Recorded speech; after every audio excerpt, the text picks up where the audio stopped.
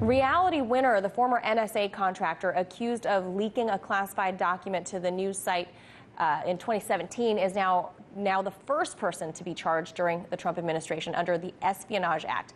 The 26-year-old woman, former NSA contractor, former Air Force veteran, accepted a bargain with prosecutors and pleaded guilty in a federal court in Atlanta today to violating one count of espionage, of willful retention and transmission of national defense information. Her plea bargain calls for her to serve 5 years and 3 months in prison with 3 years supervised release. The deal has to be approved by a judge first. Now, The Intercept, the online publication that specializes in national security coverage, reported that it had obtained a top-secret NSA report which suggested Russian hackers attacked at least one U.S. voting software supplier days before the 2016 presidential election. So, for more on this, we're turning now to CIA whistleblower John Kiriakou, friend of the show. Thank you for being here with us today, John. Thanks for inviting me. You were also convicted under the Espionage Act and sentenced. I was charged. Charged. Yeah. And under that act, they gave you 2 years in a federal prison for whistleblowing. What are some similarities, do you think, are there any, between what happened with you and what happened with Reality Winner? There are a lot of similarities. Not just the obvious ones that our charges were very similar. I was charged with 3 counts of espionage, all of which were dropped because I hadn't committed espionage. I don't believe that Reality Winner has either.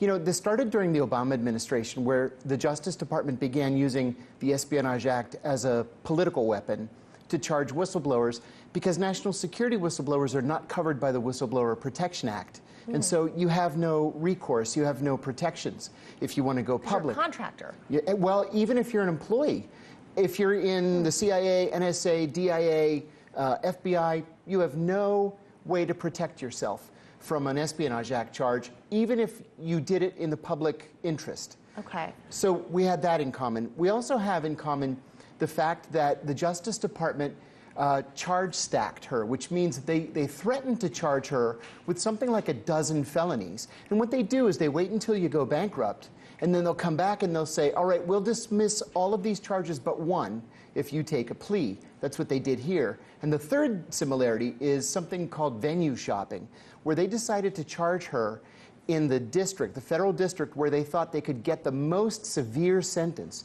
And I think that that was proven today, yesterday. So they picked and chose Georgia. Absolutely. In fact, the court in Georgia, this is the Southern District of Georgia, has never had a national security case before. And so Reality Winner had no access to attorneys that had experience in national security defense. So they kind of isolated her and they did. Really put her between a rock and a hard place. Now, she's probably going to be sentenced, I guess, to 5 years in a couple months? Probably. Does that seem like, is that excessive to you? It's very excessive. Tom Drake was convicted of, well, he was charged with a whole bunch of felonies related to espionage, all of which were dropped. He ended up taking a plea to a misdemeanor.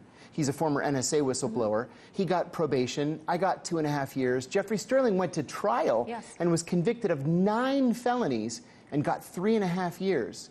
Reality Winner not only got 5 years and 3 months, she got 3 years of supervised release, which is federal probation, and she had to relinquish permanently all of her electronic devices. She's also forbidden from appealing the conviction, and she's forbidden from filing any Freedom of Information Act request on herself. I had read about the electronic devices. You mean she can't have an iPhone? Everything that they confiscated from her apartment, she'll never get back. And that's highly unusual. What the FBI normally does is they'll zap everything, so everything is deleted. Wash your stuff. And then they give it back to you. With her, they're just going to destroy everything. Wow. So you've also been critical of The Intercept, that they're not doing a great job of protecting identities. No.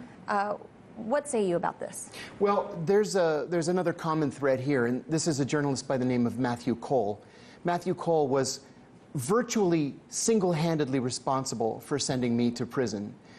He's the one who blew my identity to the FBI. He was also the one who blew the identity of Reality Winner. Reality Winner allegedly faxed or emailed this document, this classified document, to The Intercept. Matthew Cole took it and faxed it to NSA and said, is this a real NSA document? Well, if you're a national security journalist, you should know that whenever somebody prints a document in one of the national security agencies, they embed your name and your employee number in a period or the dot of an I or something. So all they had to do was look to see what her identifying information was. Her ID number. She was arrested 2 hours after the article ran. That's how irresponsible The Intercept was in this case. So why do people keep giving stuff to them? I don't know. People ask me this all the time, and all I can say is I urge them, if they want to blow the whistle on waste, fraud, abuse, or illegality in national security, you can only go to WikiLeaks because they're the only ones who protect identity. Well, this is just a big, shocking possible sentence for this young woman. It's very disappointing. Right. Just when you compare it to everyone, there are no words. No. And especially for the world of journalism, if you're not more careful with your sources. Indeed. There goes everybody. There goes the farm. Lives are ruined. That's right. Thank you so much for sharing Thanks your for having personal me. story and the insight on this. Thank you so much. John Kiriakou, as always. Hey YouTube, thanks for checking out our channel. We hope you enjoyed the video. We have tons of content for you just like this. For more of RT America's one-of-a-kind news and analysis, be sure to subscribe and never stop questioning more.